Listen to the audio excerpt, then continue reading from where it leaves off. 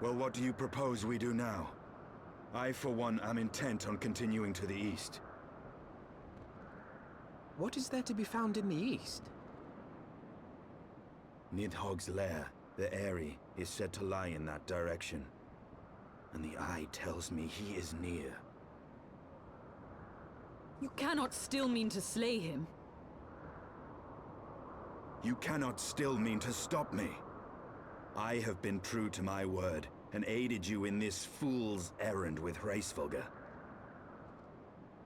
But your efforts at parley have come to naught, Lady Iceheart. I would see Ishgard saved, and for that, Nidhogg must die. With the tale of our ancestors' vile betrayal yet ringing in your ears, you speak of continuing this war? Nay, lady. I would but pierce its vengeful heart. When Nidhogg dies, this war shall die with him. A moment, Estinian. You yourself spoke of the Great Worm's strength, that you believed him powerful enough to raise your city to the ground. How then are we few to challenge him? Even behind the stout walls of Ishgard, with an army of knights manning the defenses, our victory would be hard won. Yet you propose to contend with the beast in his own lair. In close combat, this will afford us an advantage. And if the tales are true, the Warrior of Light has bested many an invincible foe. But such speculation is meaningless if we cannot even find the worm. Our first task must be to seek out Nidhogg's lair.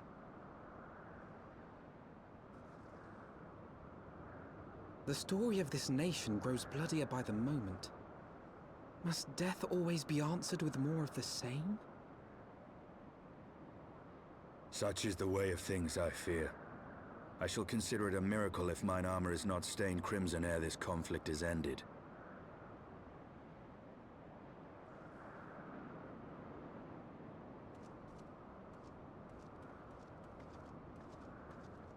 That I should be blinded by my own lies. Everything I believed, everything I thought I was, gone. All gone.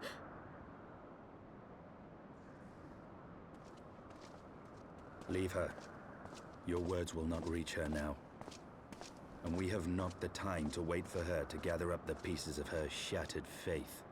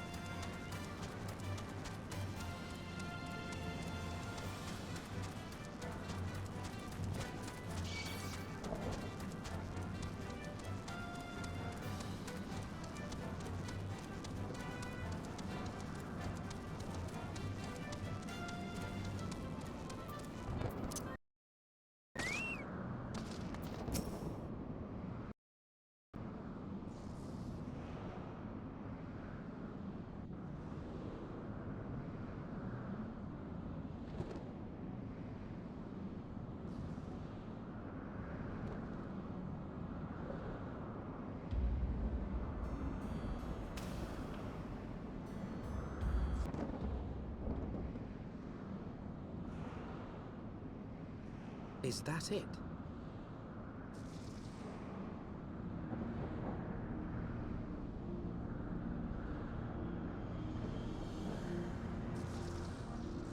Aye, that would be the Eyrie. I feel Nidhogg's presence through the eye, his caustic hatred gnawing at my soul. 'Twould seem the death of his consort has put him on guard. Mark how he wards his lair with tempestuous winds.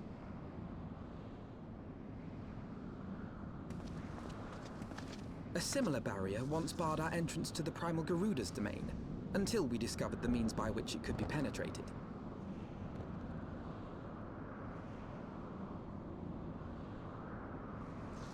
Mayhap it is time we called upon Master Garland. It will be just like the good old days, no?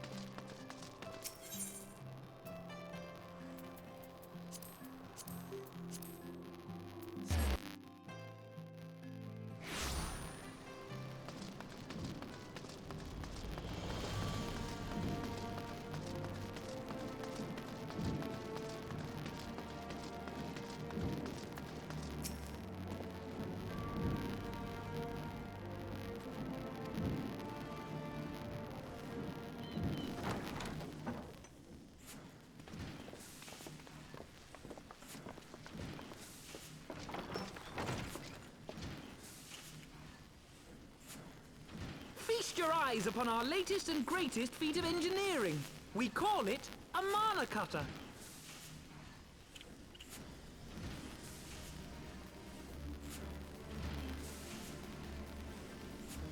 After you put down Gaius, Wedge and me struck out on our own for a bit, and started work on the successor to the tiny Bronco. Impressive little thing, isn't she? My talent for ship design has plainly rubbed off on them.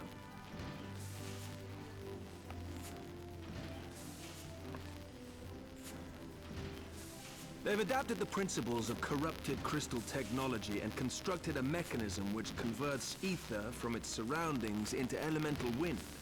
Said wind is then harnessed by the specially engineered sails, providing the craft with propulsion and lift. All in all, a most elegant solution. I'm actually a little upset that I didn't think of it myself.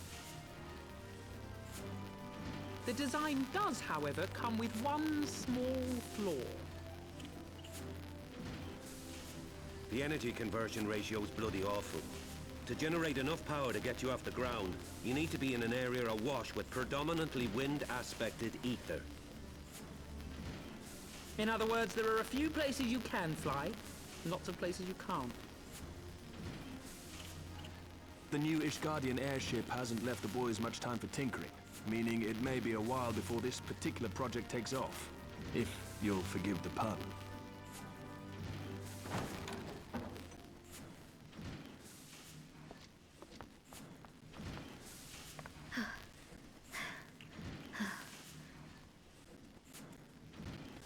Tataru, what's happened?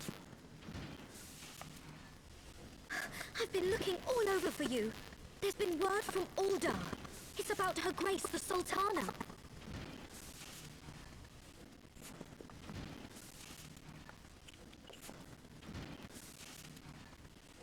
It seems you're required elsewhere. Leave the mana cutter with us.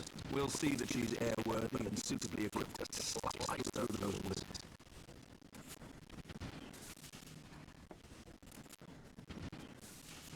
You, meanwhile, should concentrate on providing Rauban and the Sultana whatever help they need.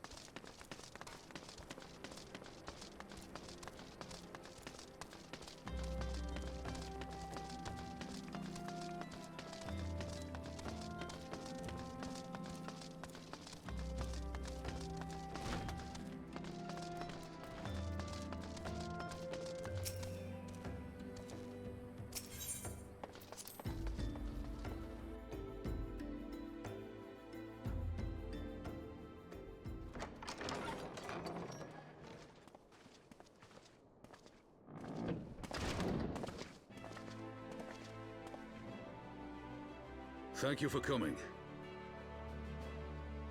No thanks are necessary, General. I trust your recuperation continues apace. I cannot complain. Thanks to Higiri and her ministrations, I've regained much of the strength I lost during my imprisonment.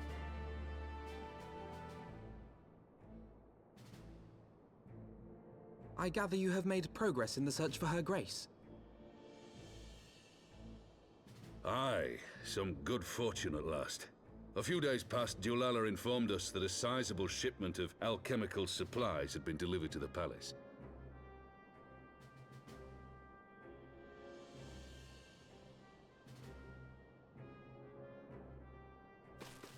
With Papa Shan's assistance, I set out to ascertain the source and nature of the shipment. My inquiries led me to Frondale's frontistery.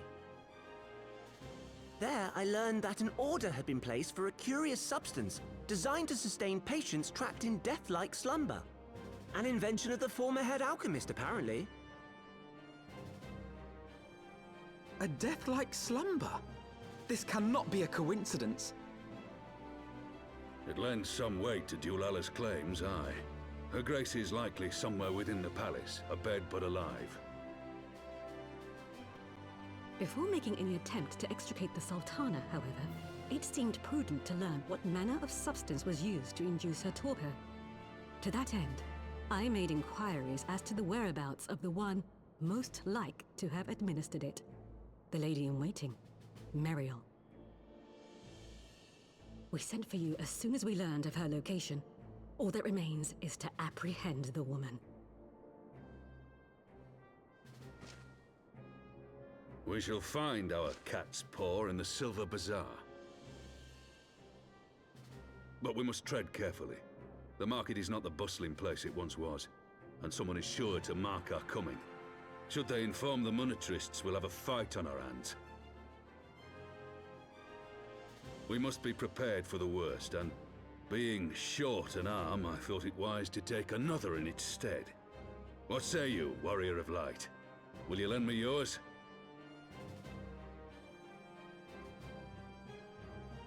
Then I pity the bastard that stands in our way. Come, my friends, for Nanamo, and for Ul'dah!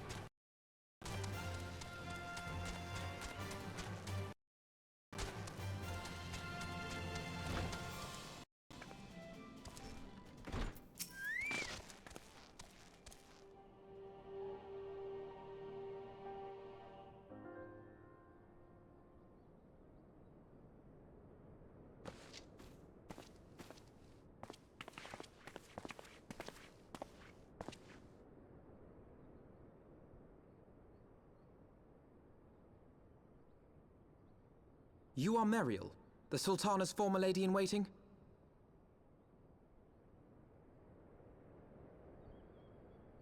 I know no one of that name. Pray excuse me.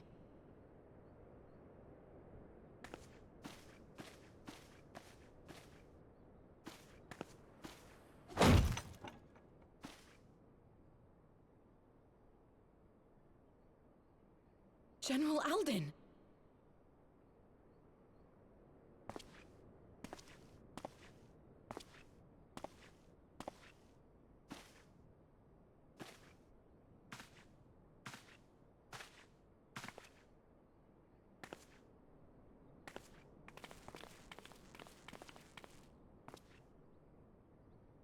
We will have the truth from you, girl.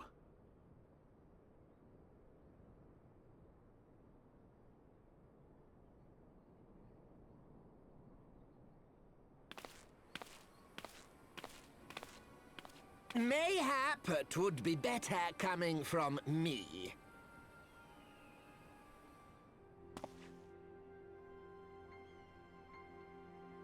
Lolarito, you'd best talk fast.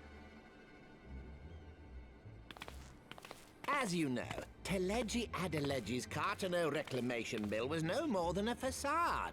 A means to get his grubby little hands on that Allagan monstrosity Omega. When he learned of Nanamo's intention to abdicate, however, he was forced to amend his plans. Suddenly, assassination seemed the most promising way to further his ambitions. I am told Teleji had discovered a maid in whose veins ran the blood of House Thorn. A new, more pliable puppet to sit the throne. 'Twould have caused an uproar, of course, but few could have contested her claim.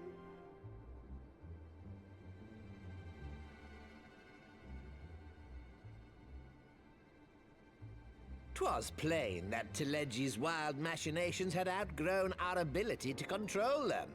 So I decided to usurp his scheme and left the fool to seal his own demise.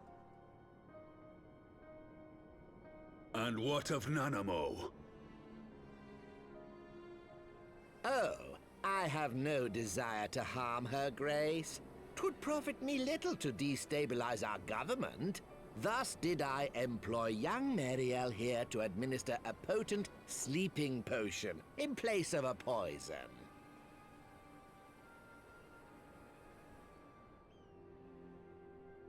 You should know, General, that your dear friend Ilberd was fully aware of my plan. I had him lie about the assassination as a means to prime your rage against Teleji. We weren't entirely sure how you would react, but things went rather better than expected.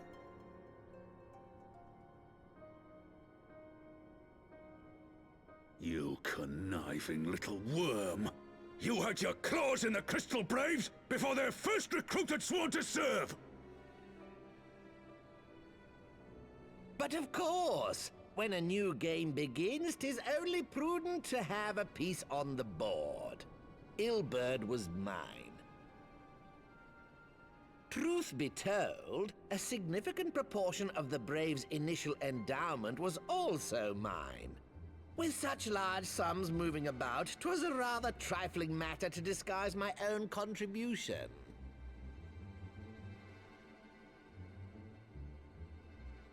Ah, Ilberd. I secured his services with a promise to support his cause once my authority had been solidified. I swear, the man thinks of naught but prizing Alamigo from the grasp of the Empire. Unlike you, General, the poor fellow seems quite unable to forsake the land of his forefathers. Mayhap that's why he called you a traitor to your people and a disgrace to your homeland, amongst other things. What was it he always compared you to? Oh, yes, an overgrown lapdog begging for scraps at the Sultana's table. Oh, how we laughed. Alas, Ilbert's entertaining little outbursts eventually gave way to wearisome tirades, and the zealous brute became rather unruly. I had no wish to see you executed, you understand, but he would not take no for an answer. Rest assured, his employment with me has long since ended. Which brings us neatly to the present. What say you, General? Both you and the Sultana are alive. We have one corpse and one fugitive, and preparations have been made to restore your good name. Shall we cry quits and start again with a blank ledger? The hells we will! Do you honestly expect me to forgive and forget? After all you've done? You're guilty of high treason! Stay your blade, Master Alden. You yourself are not innocent. Or have you forgotten your own crime in executing Teledji Adeledji without trial? Though you acted out of loyalty to the Sultana, such deeds are in violation of both the word and spirit of the law.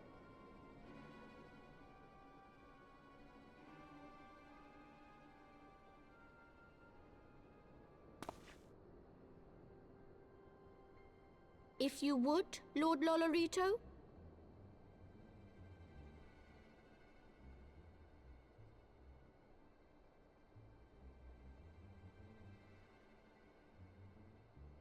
This potion will wake the Sultana from her slumber.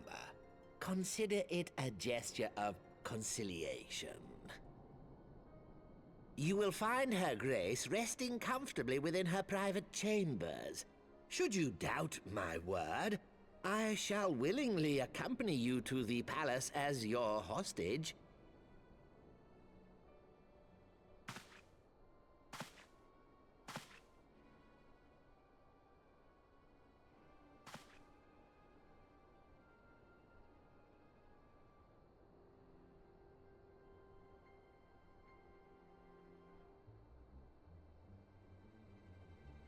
I like not your motives, Lolorito. But you saved the Sultana's life, and for that, you have my gratitude.